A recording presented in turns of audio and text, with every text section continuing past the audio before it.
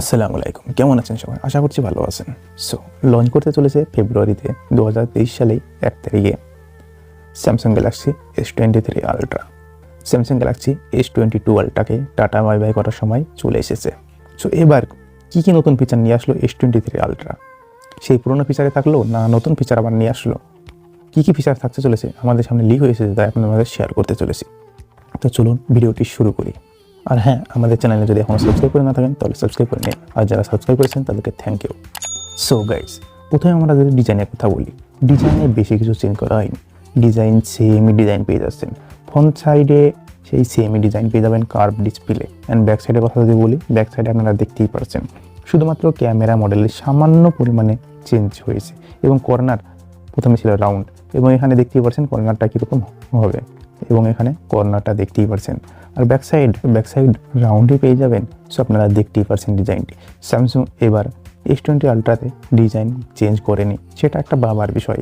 প্রায় সেমই ডিজাইন রেখেছে। অবশ্যই তাদেরকে চেঞ্জ করার দরকার ছিল, ডিজাইনটি কিছু আপডেট করার দরকার ছিল। হ্যাঁ, ফ্রেম পেয়ে যাচ্ছেন আর্মার অ্যালুমিনিয়াম। সো এবার প্রোটেকশন অনেক ভালো হতে চলেছে। থিকনেস পেয়ে যাবেন 8.9 mm, এবং ফোনটির ওয়েট 233 গ্রামের কাছেই চলে যাবে। সেই কারণে এক হাতে ফোনটি ইউজ করতে অনেক সমস্যা হবে। হ্যাঁ, এখানে প্রোটেকশন থাকছে gorilla glass Victus plus, back side এবং ফ্রন্ট সাইডে দুটোই থাকছে এই প্রোটেকশন, এবং অ্যালুমিনিয়াম ফ্রেম থাকছে, আর্মার অ্যালুমিনিয়াম ফ্রেম। তারপরে ওয়াটার ডাস্ট থাকছে IP68। এখানে IP59 দেওয়া হয়নি, এখানে দেওয়া হয়েছে IP68। সো যদি আমরা ডিসপ্লের কথা বলি, এখানে ডিসপ্লে পেয়ে যাচ্ছেন 2x dynamic AMOLED 2x display এখানে পেয়ে যাচ্ছেন।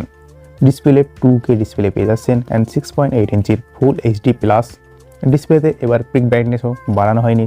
আমরা আশা করেছিলাম 2000 পর্যন্ত পিক ব্রাইটনেস যেতে পারে, কিন্তু এখানে আবার সেই পিক ব্রাইটনেস ছিল, এখানেও সেই পিক ব্রাইটনেস ইউজ করা হয়েছে। 1750 নেট 120 Hz রিফ্রেশ রেট পেয়ে যাবেন, HDR10+ সাপোর্ট পেয়ে যাবেন, 89.5% স্ক্রিন টু বডি রেশন পেয়ে যাবেন, 501 PPI ডেনসিটি পেয়ে যাবেন, কর্নিং গোরিলা গ্লাস ভিক্টাসের প্রোটেকশন পেয়ে যাবেন।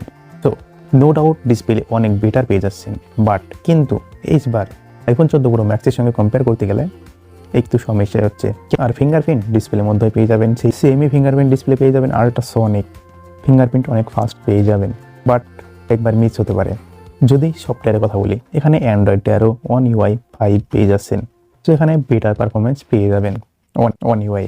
যদি আমরা প্রসেসরের কথা বলি, হ্যাঁ, এখানে প্রসেসর এবার এক্সিনোসকে টাটা বাই বাই করে দিয়েছে। এবার থাকছে প্রসেসর হিসাবে Qualcomm Snapdragon 8 Generation 2, যেটা 4 nanometer প্রসেস হয়েছে, যেটা কিছুদিন আগে লঞ্চ করলো। যে ফার্স্ট যে মোবাইলে ইউজ করেছিল সেটা হচ্ছে Vivo X19 Pro।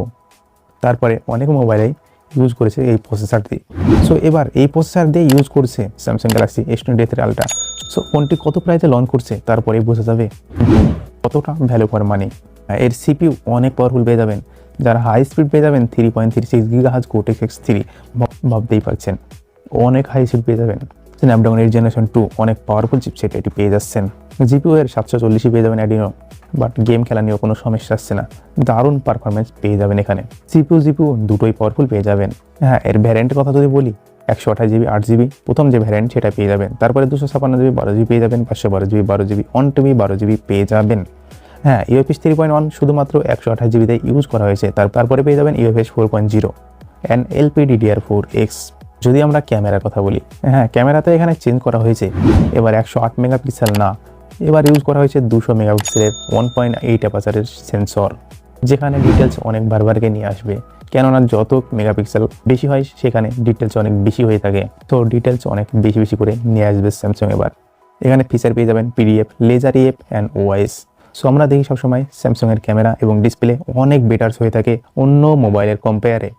সো এবারও অনেক বেটার হতে চলেছে। সেকেন্ড যে ক্যামেরা ইউজ করা হয়েছে 10 মেগাপিক্সেলের 4.9 অ্যাপারচারের সঙ্গে পেরিস্কোপ টেলিফটো। এখানেও পেয়ে যাবেন feature dual pixel PDF, OIS 10x optical zoom. তারপরে যে ক্যামেরা ইউজ করা হয়েছে 10 মেগাপিক্সেলের 2.4 অ্যাপারচারের সঙ্গে টেলিফটো লেন্স। এখানেও পেয়ে যাবেন dual pixel PDF, OIS 3x optical zoom.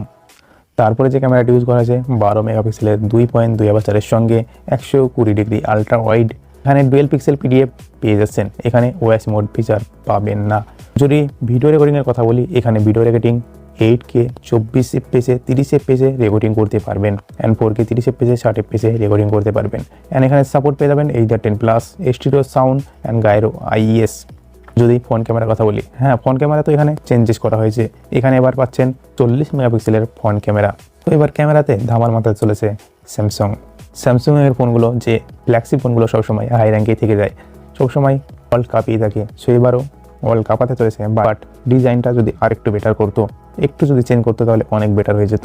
So এখানে ফিচার পেয়ে যাবেন dual video call, A2 HDR, video recording করতে পারবেন 4K 30 FPS 60 FPS ফ্রন্ট ক্যামেরায়। ব্যাটারি এবার সেমি ব্যাটারি পেয়ে যাবেন, ব্যাটারি একটু বাড়ানোর অবশ্যই দরকার ছিল, কেননা 5000 mAh ব্যাটারি তো দরকার। সো এবার এখানে পেয়ে যাচ্ছেন 5000 mAh ব্যাটারি, সেই সেমি ব্যাটারি পেয়ে যাচ্ছেন। ওইটার সাথে 5000 পেয়ে যাচ্ছেন PD30 15 ওয়াটের ওয়্যারলেস চার্জিং পেয়ে যাচ্ছেন QYPMA and 4.5 watt reverse wireless charging পেয়ে যাচ্ছেন। হ্যাঁ ফোনটির কলার্সের কথা যদি বলি তাহলে এই 4টি কলার্সেই পেয়ে যাবেন, black, cream, green and lavender. হ্যাঁ মেন বিষয় এর প্রাইস কততে চলেছে, এক্সপেক্ট করা যাচ্ছে ৭০,০০০-এর আশেপাশেই থাকতে চলেছে প্রাইস। সো ৭০,০০০-এর আশেপাশে যদি থাকে তাহলে আইফোনের বদলে অবশ্যই স্যামসাং এবার ইউজ করতে চলেছে, বাট ডিজাইনটা যদি আরেকটু বেটার করতো তাহলে অনেক বেটার হয়ে যেত। সো আপনাদের কোন কোন ফিচারগুলো ভালো লেগেছে অবশ্যই নিচে কমেন্ট করে জানিয়ে দেবেন আপনাদের মূল্যবান মতামত। আর হ্যাঁ যদি ভিডিওটি ভালো লাগে তাহলে অবশ্যই একটা লাইক করে দেবেন আর বন্ধুদের মাঝে শেয়ার করে দেবেন। আর এখনও পর্যন্ত যদি সাবস্ক্রাইব করে না থাকেন তাহলে প্লিজ সাবস্ক্রাইব করে নিন। তো এইরকমই টেক ভিডিও আসতে চলেছে পরবর্তী সময়ে। সো অবশ্যই সাবস্ক্রাইব করে রাখুন এবং পাশে থাকা বেল আইকনটিও ক্লিক করে রাখুন। সো ভালো থাকবেন, সুস্থ থাকবেন বন্ধুরা সবাই।